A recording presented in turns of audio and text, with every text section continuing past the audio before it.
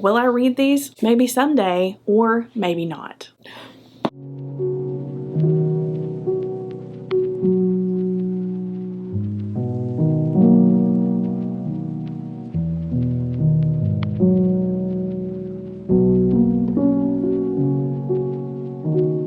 Hello beautiful people of the internet, welcome back to my channel. My name is Hannah if you're new here, and I'm so excited that you joined me today. For today's video, we're going to be doing a very chill, laid back, massive unhaul. Because a couple weeks ago, I got a huge hankering to clean out my shelves. And I have said this before, but I am a type A. And if things are unorganized or look unorganized, it gets on my nerves. So I don't like things disorganized and things out of place very long. So here we are. I am unhauling about 53 books. Hopefully that won't ever happen again, because I am really trying to be more intentional about the books that I'm bringing into my house, as far as knowing for a fact that I'm going to at least attempt to read them instead of just buying them because I like the cover or something and then shoving them on my shelves. Not to say that won't still happen, but I'm going to try and stop it from happening as much. So without further ado, let's go ahead and jump in. Also, I do want to clarify that some of these books I have read, but they probably weren't enough to keep them on my shelf. The first books that are on the chopping block are by the same author, and this is an author that I have tried and I probably will not pick up again just because I've heard pretty mid things about this author, and that is Megan Miranda. I did read All the Missing Girls by Megan Miranda this past month and gave it 1 star, and this one is The Last House Guest, and honestly these look like good times, but again I've only heard very mid things, not enough to keep them on my shelf. Next is Things We Do in the Dark by Jennifer Hillier. This is another one that I'm just not interested in. I've not heard great things about Jennifer Hillier or this book in particular, so off it goes. This is a book that I have read, and that is The Family Upstairs by Lisa Jewell. I have read other Lisa Jewell books before, and I'm not even gonna lie, it wasn't until her latest release that I really was starting to feel something from her. This one in particular was okay. I think I gave it a solid 3 stars, and I did tab it throughout, and I ended up taking the tabs out of it because I wanted to get rid of it. So again, didn't love it enough to keep it on my shelf. Next, it is the same scenario for this book, and that is The Guest List by Lucy Foley. When I initially read this, I think I gave it like 3 or 4 stars and really enjoyed it. But to be honest, there are so many better thrillers out there. This one was just full of unlikable characters, and it did have a really good setting. I really do remember it being atmospheric, but that's pretty much it. Next is a YA book that I completely picked up on a whim, and that is The Ravens, and this is by Cass Morgan and Danielle Page. I believe this is a book that is centered around dark academia, that is centered around a sorority, which kind of does seem intriguing, I'm not even gonna lie, and the cover is really pretty, but I'm just gonna be honest, like I just have no desire whatsoever to pick this up, just because I really do like YA, but I'm very picky with my YA. Yet another thriller that I just am not interested in because I'm very picky with those as well, and that's The Last Invitation by Darby Kane. I have yet to read anything by Darby Kane, and to be honest, the cover is not reeling me in, so if I really wanted to pick it up, I'll probably just pick it up on Kindle Unlimited or audiobook. And yet another Jennifer Hillier book. This is called Little Secrets. Again, not an ounce my body wants to read this book. Apparently I am just a completely different person of when I bought these books. That's kind of a scary thought. Next is another book that I have read, and it was garbage. Burntown by Jennifer McMahon. I just recently read this in a recent vlog. If you haven't watched that, please go check that out. But I did not like this book. It was so incredibly convoluted. There were so many things going on, so many characters, and it was so hard to focus on just one thing. I have read by Jennifer McMahon before, and I really did like The Children on the Hill, and I have a couple of more of her books back there that I'm hoping to get to, but this one was just a dud. This next one kind of hurts a little bit, and I am going to tell you why. This is the book Happenstance by Tessa Bailey, and when I first started my booktube journey, my reading journey, I really did like Tessa Bailey. However, as I grow older and my reading taste changes, I am starting to figure out there are so many more romances out there, so much better romances out there that do not include some of the things that Tessa Bailey includes in her books. And I will say I bought this completely not knowing what it was about. Yes, Hannah, you should have saw the cover and known what it was about. I actually bought this at one of her author events and I was actually there, like meeting her. And so I was just excited. I was all up in the moment and I just grabbed this book so she could sign it. And yes, this book is signed by Tessa Bailey. And I'm very upset to be getting rid of it. I just don't want themes like this and things like this in my house or on my shelf. Next is an author that I think a lot of you will get me at. I think this author was very popular back in the day and I just don't see myself getting to these if I'm being quite honest. And these two books are by Meg Cabot. Apparently Meg Cabot had her time. I'm not sure if she's still a big thing now. I don't really hear about her books very much. This one is called No Judgments and this one is called No Offense. And they're very cute, but I just don't see myself getting to them. Next on the pyramid, going 3 for 3, is one that I literally have put on an unhaul pile every single time and then taken it off and put it back on my shelf. This time it's going. The Escape Room by Megan Golden. I'm not going to read this. This one has a very interesting premise. Basically, I believe it follows a bunch of coworkers and they get stuck in this room or this elevator or something like that happens and somebody starts killing all of them and they have to escape or something like that, which sounds right up my alley. I would love to read something like that, but this has sat on my shelf for about 2.5 years and that's long enough, friend. Your time is up. Next is another cute little romance book that I just don't see myself getting to, even though the cover is very cute. It's called Home Sweet Christmas and it's by Susan Mallory. I have heard really good things about Susan Mallory.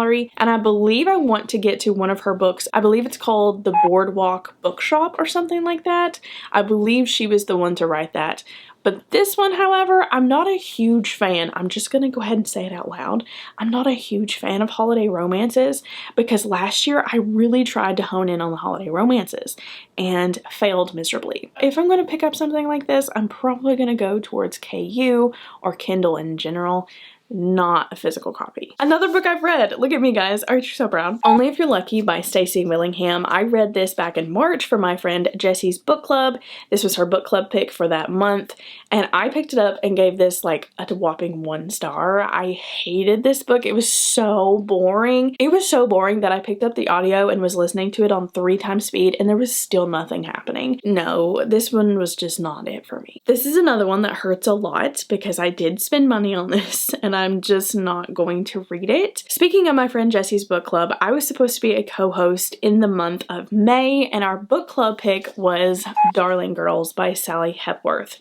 However, please do not be like me and buy books without reading the synopsis and digging deeper into them because I started researching about this book and reading reviews because it didn't come out until May and I found that there were themes in here that I just did not agree with. The real kicker for me to decide against reading this book was the horrific graphic child abuse part of it. I'm sure if you've read this book, you're probably like, Hannah, it wasn't even that bad. To me, I do deal with that on a daily basis in my job, unfortunately, and it's just a very, very hard topic for me to undergo or read about. So because of that, I will not be picking up this Sally Hepworth.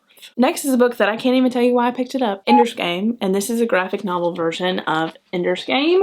I have personally watched the movie Ender's Game, and I think that there is a novel, I'm pretty sure, but why I needed the graphic novel, I'll never know.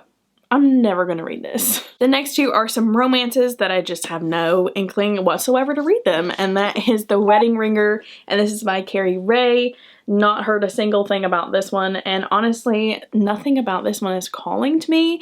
Apparently, it did call to me like a siren once I found it on the shelf, and then I picked it up and brought it home, but it's not calling to me now. And this next one is called Go Hex Yourself, and this is by Jessica Clare. I have heard some pretty good things about this one, and I picked it up thinking that I was going to read it around spooky time. However, I am very particular about the kinds of books that have witches in them that I read, For example, I read Cackle. Absolutely loved that book, but to me there was nothing like demonic about that book. There was nothing like that dealt with darkness in that book. This one, however, I don't know if it's going to delve into that, so I'm just going to just stay clear. Okay, next is a book you guys are probably going to get me for, and that is Firefine Lane by Kristen Hanna. I have a couple of Kristen Hannas on my shelf, and this is the one that intrigued me the most, but this one has sat on my shelf for about 2 years at this point, and again, your time is up. I feel like if I'm going to read this big of a book that's going to make me cry,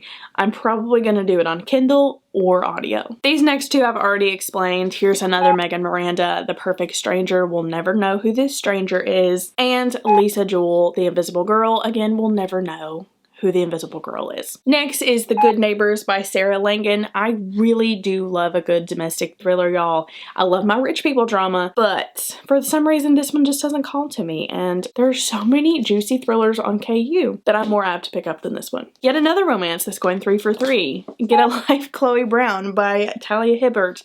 I have tried this book 3 times, and when I kid you not, I have gotten to the same part every single time in this book. It's not bad. At least I've not seen anything bad in it yet. I didn't even get to the spicy parts, I don't even think, but I've gotten to the same part. I think it's like page 70, and I cannot get this book finished. Again, I've tried to pick it up like 2 or 3 times, and each time I DNF it. So why I still have this on my shelf, I have no idea. I guess I was just trying to go for that 4th time, but not anymore. Next is also a book that I read, and that is We Were Liars, and this is by E. Lockhart.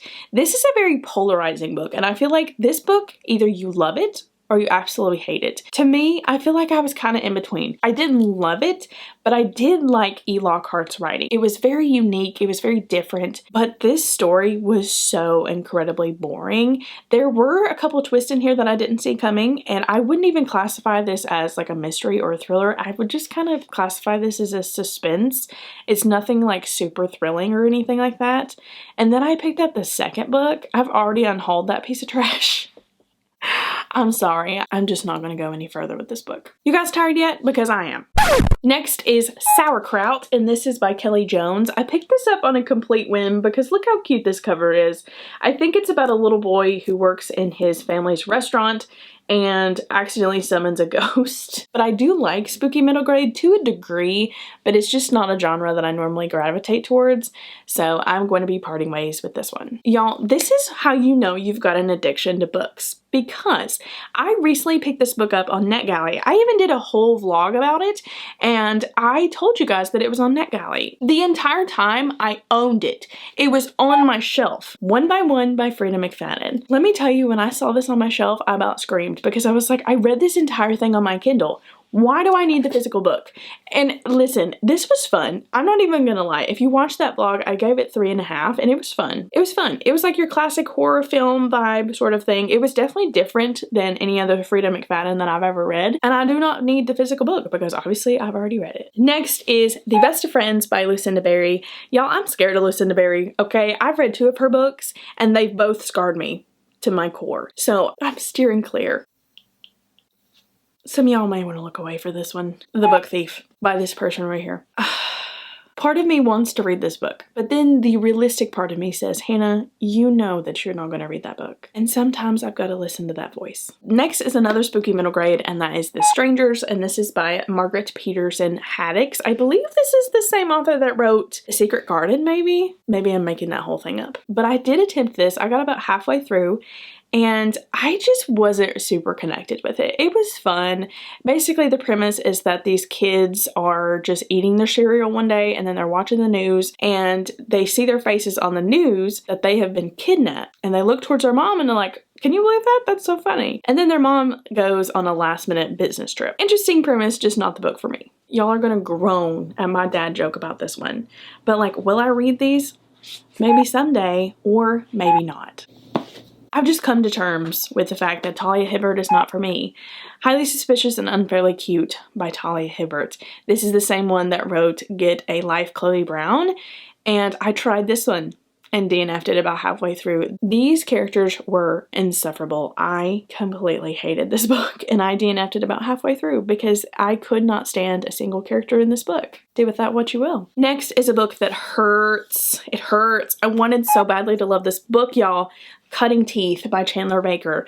I literally went to the bookstore and paid full price for this book because I knew that this was going to be a 5-star for me. Look at this cover.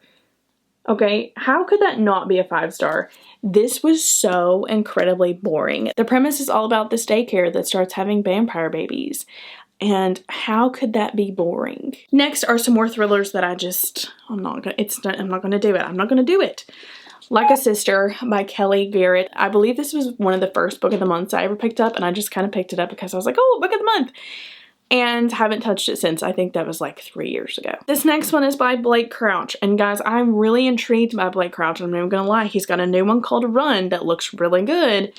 But this one is called Upgrade. And I believe that this is the second book to Dark Matter. Correct me if I'm wrong. But I literally unhauled Dark Matter and kept this one. That doesn't make any sense. Next is Stillhouse Lake by Rachel Kane. I believe Rachel Kane is from Tennessee, or the book takes place in Tennessee. Something about Tennessee happens with this book. I'm not really sure. I have heard really good things about this series, but it is forever long, and I did attempt to get into this book. So I put it down, never picked it back up again, and now we're getting rid of it. Next is Sharp Objects, and this is by Gillian Flynn. This is a very short book, and I could easily pick this up very quickly, but I have no desire whatsoever to do so. Next is a romance that took the internet by storm a couple of months ago, or last year or something like that, and that's Pack Up the Moon by Kristen Higgins. I picked this up on a whim, not knowing what it was about, and when I found out that this book is going to tear me up, as far as like tear my heart out and make me cry and sob, I just can't do that. I don't like sad books, and I don't want to cry. So just knowing that ahead of time, thank you to whoever told me that, because I will not be going into this book. This next one is A Winter in New York by Josie Silver. I have tried a Josie Silver, hated it, and again, I don't do holiday romances, y'all, and this one I've heard pretty rough things about. And then a couple of just contemporary romances. This one is Trouble in Paradise, and this is by Ellen Hildebrand. I do have a couple of Ellen Hildebrands on my shelf already. However, I believe this is part of a series, and this is book 3 in the series. Why don't I have the other 2 books? Why do I have this one? You guys make it make sense. The Roommate by Rosie Dannon. They were roommates. I guess we'll never find out who they were. Next is The Writing Retreat, and this is by Julia Bartz. I have not heard a single good review of this book, and I've heard that it's boring. And guys, nothing irks me more than a boring thriller. Do not classify something as a thriller if you're going to make me fall asleep. Next is The Silence, and this is by Susan Alwott, and the silence is going to continue because I'm never going to know why it's silent. If you watch my last unhaul, I literally unhauled like 6 books from this author. Why I didn't unhaul this one, never know. This one's The Good Daughter, and this is by Karen Slaughter. I've heard mixed things about Karen Slaughter. I've heard that she goes there, gets the postcard, and comes back, and I do like an author that has that guts.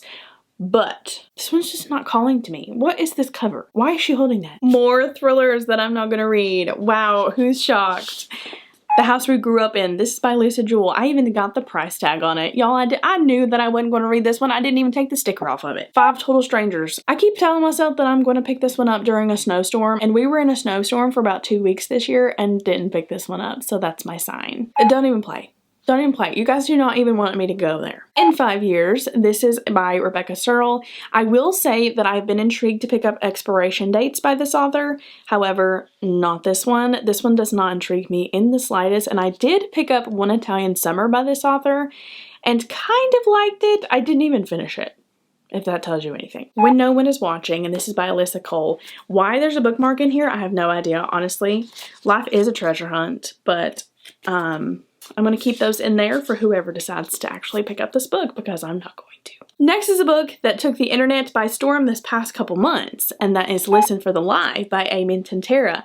I am getting this off my shelves. Okay, I did like this, and I could keep this on my shelf, but it was just a 3.5 for me, which means that it was just all right. Again, guys, I read a lot of thrillers. Obviously, there's a lot of thrillers that I don't read, but I did read this one, and I just wanted a little bit more from it. Okay, last stack of romances. The next one is The Key to My Heart by Leah Lois. I've already told you that I'm not a fan of holiday romances, and this is a holiday romance, and I've heard very mid things about it. So again, why would I want to keep something average? Everything by Nicola Yoon. I read one of my favorite books by this author, and I will put it up on the screen here. I believe it's this author, and I picked this up just because I really liked that one.